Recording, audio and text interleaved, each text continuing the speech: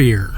This intense emotion has been portrayed in movies and TV for over a century to frighten audiences, and in that time has been tried and refined countless times. Video games have had less than half that time to depict it, and even less time for games to become notably popular for its use of fear. While many of these would gain enough popularity to gain a cult following decades later, one franchise in particular would arguably become the pinnacle in evoking terror. Utilizing Japanese horror techniques to maximum effect, Fatal Frame is best known for instilling raw fear into players. Its setting, story, gameplay, and atmosphere all ooze frights unparalleled in quality. That's not to say Fatal Frame would be every horror fan's overall favorite, of course.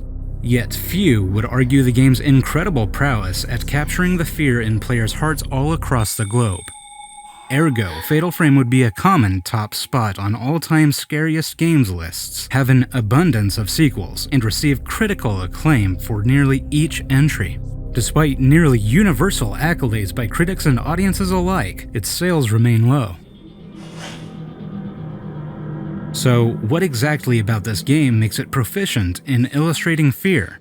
Why is it so universally esteemed? How was it made, and where does it intend to go in the future?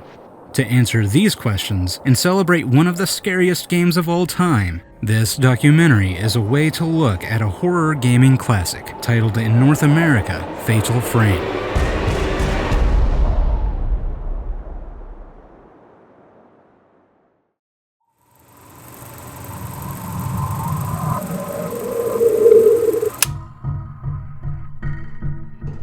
Fatal Frame's concept would first be imagined during the original PlayStation generation in the 1990s. Japanese-based studio Tecmo would release a game in 1996, titled Tecmo's Deception: Invitation to Darkness. This odd-sounding RPG would utilize an original complex gameplay system for its time. These trap battles consist of unique physical or magical traps to damage, confuse, or snare enemies and would become a notable selling point for the game. Planned by Makoto Shibata, Deception aspires to encapsulate the best parts of action, adventure, puzzle, and simulation to broaden the player's experiences. It would receive immediate universal praise for the delivery of its distinctive gameplay and be followed by 2 sequels. After Deception 3, Tecmo would suspend development of the series to work on a new project, thinking they had done all they could with the series. Main programmer for the first 2 Deception games and project manager for the third, Keisuke Kikuchi would proceed as producer for this upcoming game. For this new Project Zero, named for being a new project developed from scratch, the team first identified their strengths with Deception. They concluded its strengths lied in combining its dark atmosphere with a gameplay system that hadn't existed prior. Having integrated into horror with Deception, Kikuchi thought it important to more fully realize their strengths in the genre by making their next game take advantage of the interactivity inherent to video games. He thought, while horror movies and novels can have elements of fear, they only extend to how scary things look and sound. Since they were making video games, the team set a goal to make the player so scared using effective horror that they would be scared to even pick up the controller. The more fear they could instill in the player, the more the game would sell, they figured. This would be the basis for Project Zero as they started development when PlayStation 2 development tools would first become available.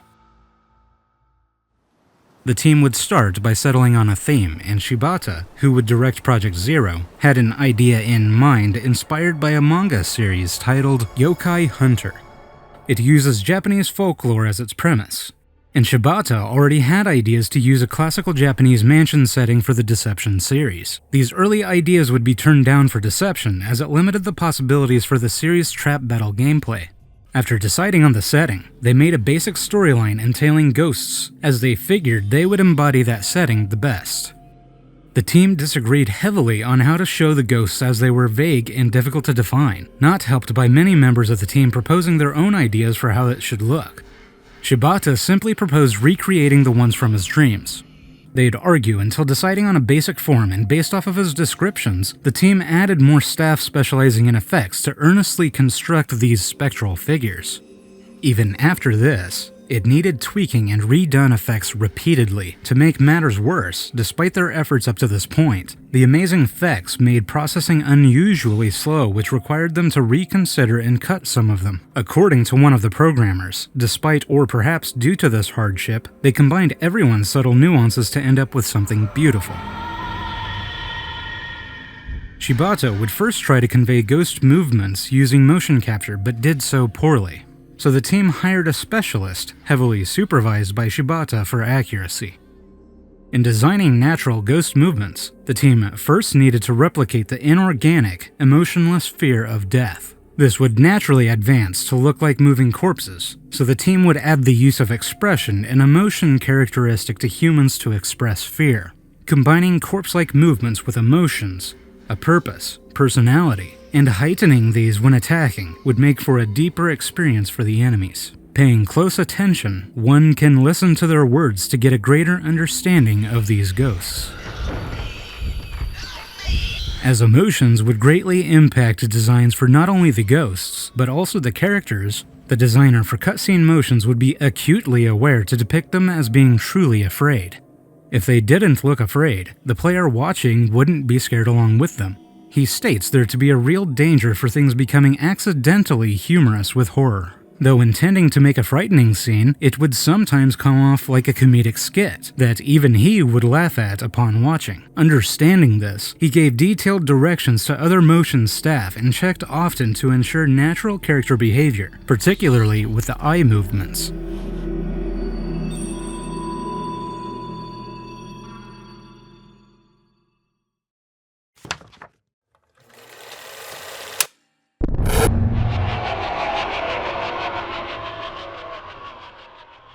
That's what realism is all about, is being able to get the subtlety of movement into the 3D graphics. When PS2 hardware was found to have dramatically improved graphical capabilities over its predecessor, the team took a different approach from Deception for Project Zero's development by keeping the gameplay simple. They had some twists and turns when deciding on what weapon to use. Some proposed systems include shining a light on ghosts, throwing Ofuda, typically paper talismans, at them, shooting them with spiritual arrows, and combating them with a magically powered sword. Shibata would even mention using a vacuum cleaner to suck up ghosts, probably jokingly.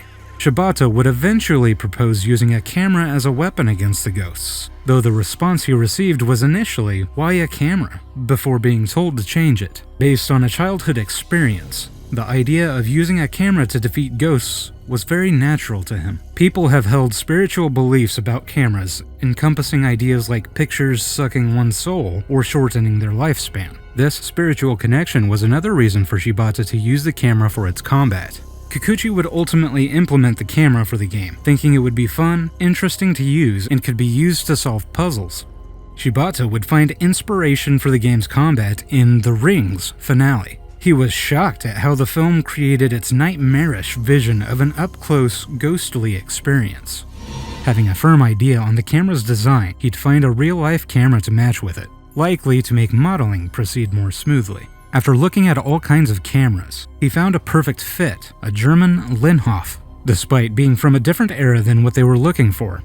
The visual design matched well, and they combined this with Edo period designs of telescopes, microscopes, and Elkiters to use as reference for its design. This camera would be given the Japanese name for shadow-destroying device that I can't find the pronunciation for.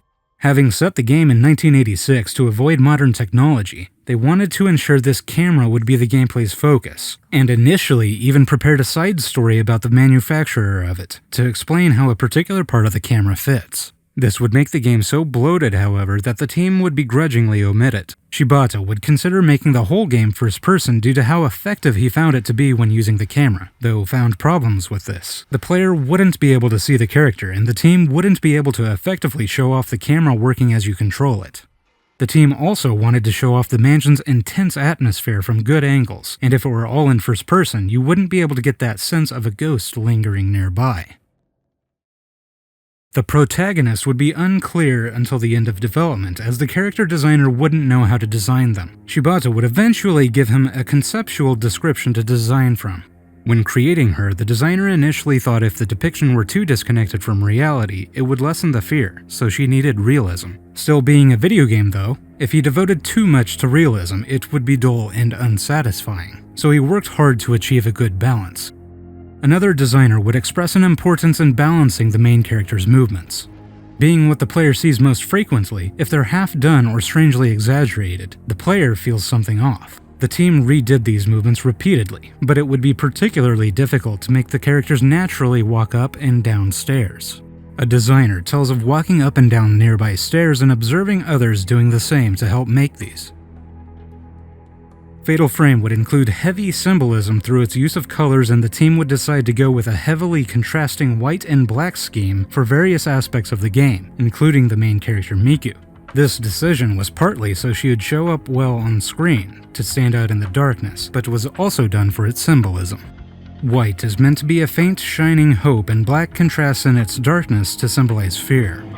The black from Miku's hair in the Japanese version, her white face, black skirt, white jacket, all intended to present alternating black and white. This would be so prevalent that the game would originally be monochrome. Shibata states this version was even scary for him and found seeing ghosts using the viewfinder to be abnormally creepy. After worries about releasing the game in that state, the final decision was to leave color in. Red would symbolize life that blood makes you think of, according to Kikuchi.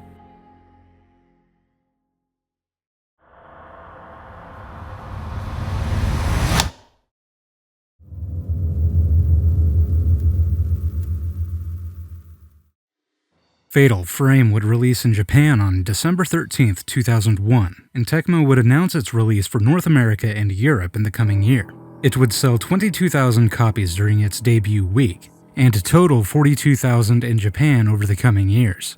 Despite being the lowest-selling game in the franchise today, it would be considered successful and all-around praised by publications for its use of sound, visual design, eerie atmosphere, and core gameplay. Audiences found it to be an incredibly terrifying horror experience, though some criticism would be levied mostly towards its graphics, controls, and repetitive puzzles. After its initial release in Japan titled Zero, the name would be changed to Project Zero for European regions, and Fatal Frame for North American ones.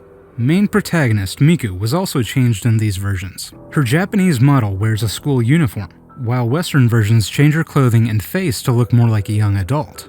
Soon after releasing the game, Kikuchi and Shibata expressed hesitation for the game's reception overseas. They thought much of the game is left to the imagination and wondered if different cultures would clash with that. They would be surprised to find out it was considered very scary by publications in Korea, the US, and Europe. It would be considered so scary, in fact, that there were many accounts of players being too scared to finish the game. Reacting to this, Shibata found this response to be interesting and good for reference in the future. He also heard players say that it's so scary they'd need to play with the sound off. Shibata says it's still best to play using headphones though, because the ghosts are dangerous. If you turn off the sound and can't find the ghosts easily using its audio, the player is easily attacked by the ghost, and therefore the ghost only becomes scarier from playing without headphones. Despite this, he admits that when using headphones, he feels as though there's something lurking behind him or calling for him despite playing alone at home. This oppressive fear is what Fatal Frame would define the best in horror.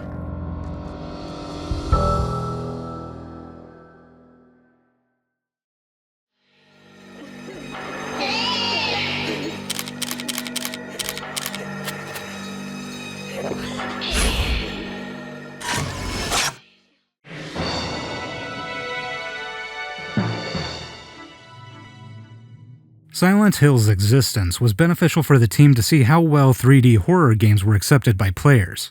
Upon seeing this, they would focus on reaching out to players on an emotional level and recreate the real-life experience of feeling things around them that they can't see on the screen. This would be based on Shibata's personal experiences of seeing things not actually there. Based on initial research of PS2 hardware and thinking it could lend well to give players fear, they decided to recreate this real-life phenomena. As part of doing this, the world of Fatal Frame takes inspiration from the director's terrifying nightmares. While everyone has scary nightmares now and then, they are often forgotten once the person awakes. Shibata claims to remember his in great detail. One has him in a Japanese house where chanting sounds are heard from the darkness. People in funeral attire whisk past him down a hall with their faces hidden behind cloth and eyes never meeting. When giving in to his curiosity by peering through an opening of the cloth on one of the faces, he sees someone he knows is dead. He follows this figure until they reach a funeral that turns out to be his own as the attendants turn towards him. He says when he has his nightmares, what he dreads most is what his brain takes cues from to show him. The team attempted to adhere faithfully to this literal nightmare scenario for the Fatal Frame games. Kikuchi wanted to achieve an ultimate fear, where simply being in its environments would evoke fear in the player. The game used Japanese horror techniques to create this sense of fear by relying on the user's imagination. Pushing this theme of fear further, Kikuchi agreed to make it distinctly Japanese, so Japanese players would feel a sense of normalcy. In their abnormal universe for the game, they used this normalcy to give the game presence and help create empathy. Japanese houses also have more darkness residing everywhere. Sliding doors, under the floor, among crisscrossing beams, behind folding screens and lattices, and attics that seem to have something lurking inside. Shibata wanted to use these environments to evoke a feeling of something lurking nearby with the player unable to spot where. The team also put a lot of attention into creating rooms that would have the player imagine events of the past from the various remnants lingering there. As you explore thoroughly, wondering what happened, he wants you to listen for whispers from the darkness. The CGI director stated it took considerable time to adjust dark parts of the screen. If it's too bright, the player feels a sense of security, but if it's too dark, the game becomes difficult to play, so careful balance was necessary. After he and Shibata fine-tuned the background model, character model, and verified how effectively dark parts appear, it successfully created intentional darkness that raises anxiety for the player.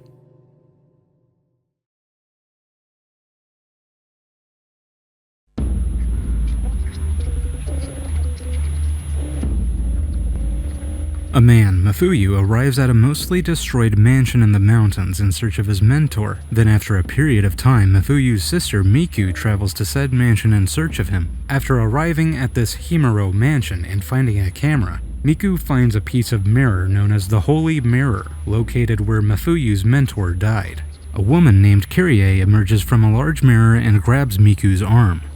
This interaction inflicts a curse upon Miku that typically leads to death, first physically manifesting itself via rope marks around the recipient's wrists.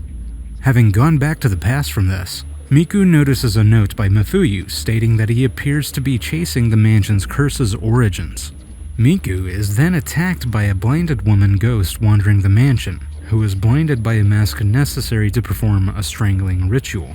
This ritual keeps an underground gate, known as the Hell Gate, closed, which prevents corrupted spirits from passing through and bringing disaster. This requires the sacrifice of a rope shrine maiden by tearing apart her limbs using ropes. Kyrie was the latest rope shrine maiden. After obtaining the blinding mask and using it to open a large door, Miku finds another piece of the Holy Mirror. Kyrie appears again, and Miku envisions a fragmented image of the ritual with a man in a demon mask slaying a priest. After waking up with rope marks on her ankles, Miku learns of another path descending to the rope altar known as the Moonwell and heads there. She finds Kyrie at the bottom, and just before being captured by her, subsequently completing the curse, Miku manages to escape by grabbing the hand of a young girl in a white kimono. Miku wakes up on the day of the strangling ritual being performed, and eventually makes her way back to the Moonwell after being chased by Kyrie yet again. It's learned that in order to complete the strangling ritual, the rope shrine maiden must sever attachments from the living, having fallen in love with a man. The ritual failed and the Hellgate let loose of corruption. When Miku arrives at the Hellgate, she sees Kyrie absorb Mafuyu. She tries to save her brother and steal Kyrie away, but the camera breaks. The young girl appears again, pointing to the broken camera, and reveals the final piece of the Holy Mirror.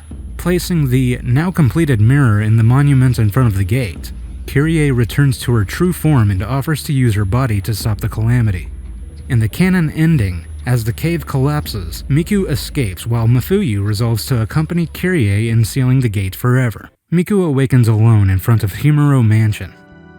Fatal Frame's story consists of deeper lore for its characters than most other games. While not typically the fan favorite of the series, partially due to much of its lore being explained in text, it's still a compelling narrative that impacts players more the more they understand its characters. One aspect of Fatal Frame's story that wouldn't be as well understood, however, is the North American's release's claim of being based on a true story. The Hamuro Mansion Haunting. Both on the title screen and the front cover of the box, based on a true story.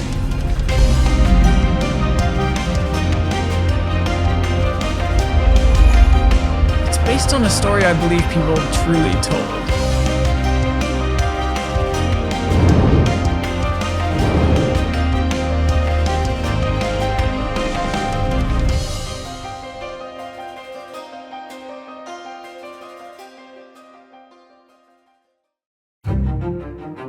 The origin of based on a true story has been a topic of mystery on the internet. It's sometimes interpreted as the game taking inspiration from a real area outside of Tokyo, with a real ritual and mansion.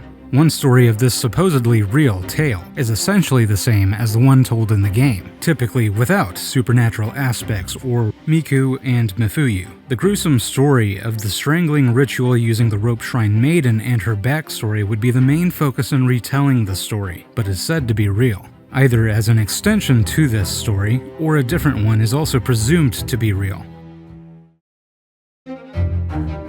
It's said there were 7 people murdered residing in this mansion. On the same property, there lie 3 detached residences that surround the mansion, all of which are rumored to have ties to its troubled past. It would contain an underground network of tunnels laying beneath the premises, but no one knows who made them or their purpose.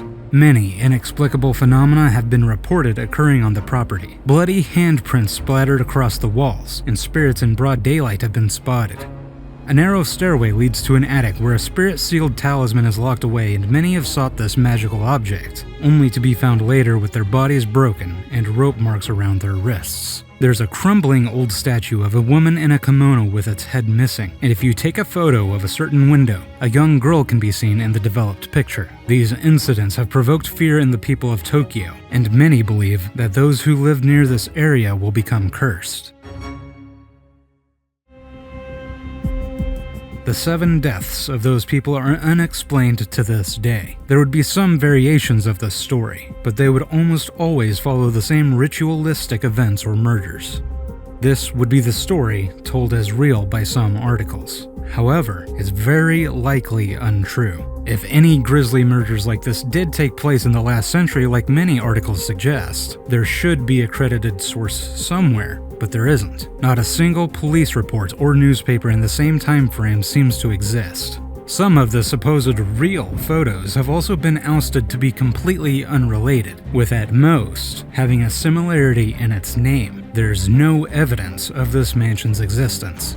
Instead, the story of Fatal Frame, according to Shibata, is based off of urban legends he's heard, and the game's claim of being based on a true story in turn caused many to believe that the Hamuro Mansion and a history of murders was real.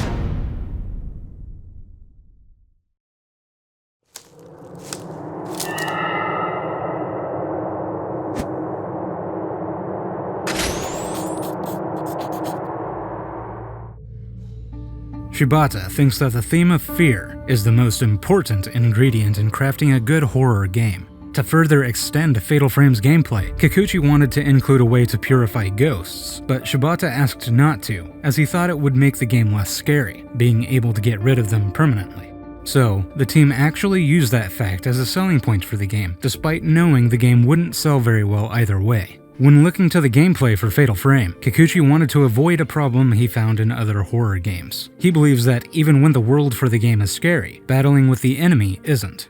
Taking damage when you see something is an experience he thought could be scary as the player attempts to avoid taking damage.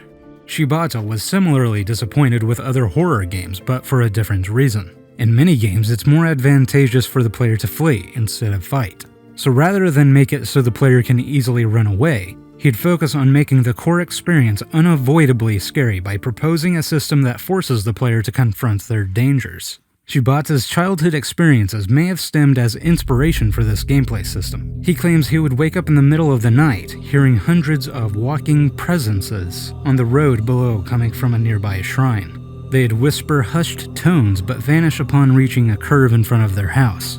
Instead of being scared, he thought it was just strange as he listened to their voices. Holding a superstition that he mustn't look at them, he worried they might change direction to start coming towards him if he did. At some point, he received a half-broken camera from his dad and wondered what would happen if he used it to take a photo of the procession without directly looking at it. Even if he didn't look, would they fled towards him the moment he took the photo? He imagined, after being taken away, the camera being left inside his room with but a single photograph, aiming to replicate the feeling these presences gave. For Fatal Frame, he put them in the game and used presentiment sounds the ghosts produce, noise on the screen, vibrations, and other techniques to achieve this. He believes they succeeded to some extent. They also recorded his imitation of the voices he heard from these presences when he was young, and this was used in hopes of lending the game authenticity. For Fatal Frame, Shibata wanted to use the viewfinder to enter first person, and if you consider it, he says, is fitting for a horror game. He specifies one reason for this as being the game's effective use of audio, best done in first person to increase the fear. Having worked heavily on the sound, the game utilizes a quasi-surround sound for the player to feel direction and location. The sound team wanted to more fully realize stereophonic sound, and put a lot of hard work figuring out how the player could get a sense of 3 dimensions. After choosing software suiting their needs and coupling it with high-quality sound effects, some scenes give the illusion of presences existing in the room with the player, best done in a dark room with headphones.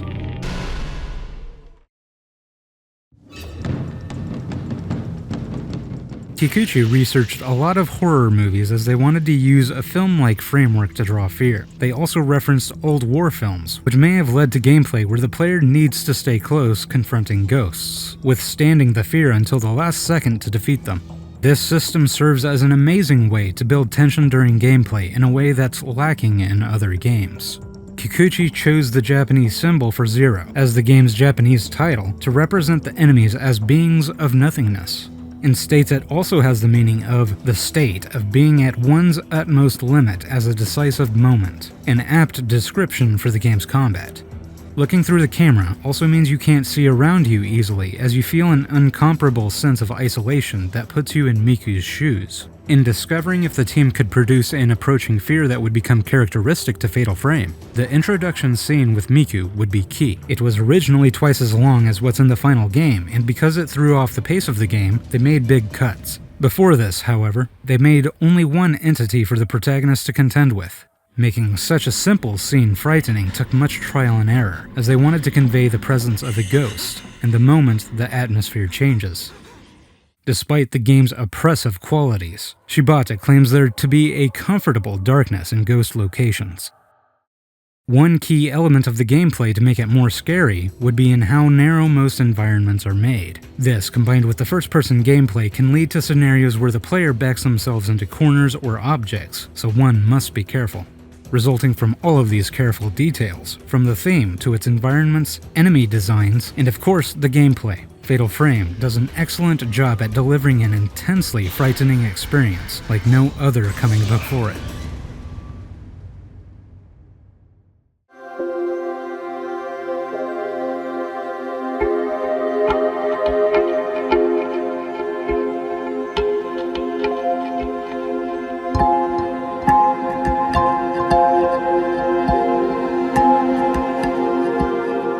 Shibata states that the first installment in the Fatal Frame series can be seen as the scariest, since it took the most direct approach for horror. According to him, what makes Fatal Frame unique is that the story's mystery and background of its heroine are intertwined by fate as the player eventually learns the secret of their relationship. He thinks true horror becomes a very personal experience and is understood differently by each person. Fatal Frame is the crystallization of his own horror philosophy.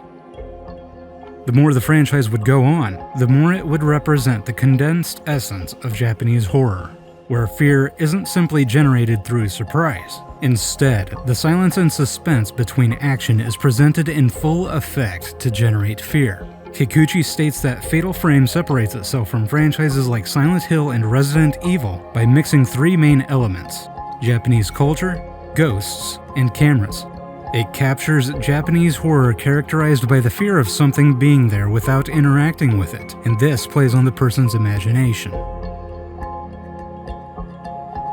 After Fatal Frame's debut on PlayStation 2, it would find only a single port in the Xbox version. This would include additional content in the form of more costumes, a new fatal difficulty, and another ending. It would be praised similarly to the original on PlayStation 2.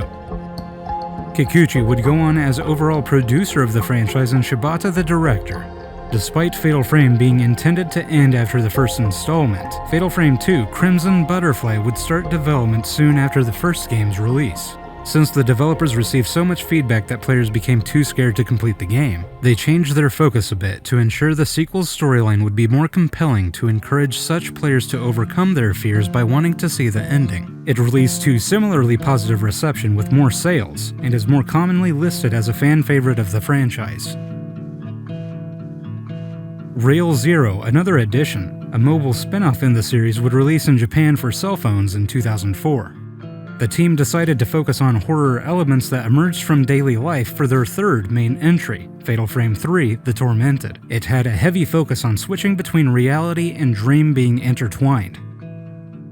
The franchise's fourth main entry, Mask of the Lunar Eclipse, would release only in Japan in 2008 and was received positively. This would entail a three-way collaborative effect between Tecmo, Nintendo, and Grasshopper. While development was described as an utter mess, it worked out. Spirit Camera The Cursed Memoir, a spin-off game for the 3DS, would release to mixed reception in 2012. In more recent years, the Fatal Frame series would sell a total of 1.3 million copies in 2014. The latest entry in the franchise, Maiden of Black Water, would release on Wii U to mixed reception. As a celebration of the series for its 20th anniversary, they ported this release to modern platforms in October 2021. Kikuchi stated that if this remaster is successful, there could be a sequel. It's currently unknown whether Fatal Frame will continue to be supported as a franchise, but with the generally well-received main entries, it's unlikely that if a new game was made, it would receive anything but a warm welcome from all kinds of horror fans. Even if nothing is to come from the Fatal Frame franchise anymore, horror is lucky to have such a terrifying series of games in its arsenal. All of its successes, frights, intriguing lore, compelling stories, are in no small part thanks to the original release's success in those very same areas 20 years ago.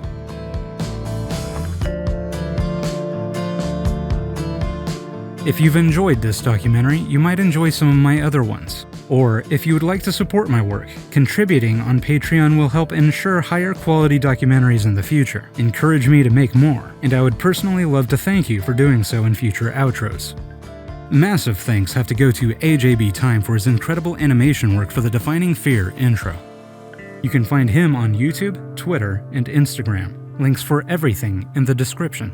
Thanks for watching.